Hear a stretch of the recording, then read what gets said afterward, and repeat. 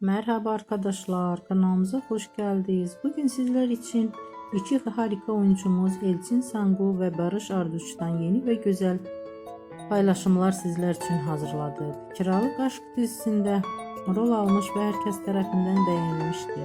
Biz de sizler için onların güzel ve romantik karelerini hazırladık. Bu videoların devamlı gelmesini istiyorsanız kanalımıza abone olup yorum yazmayı unutmayın.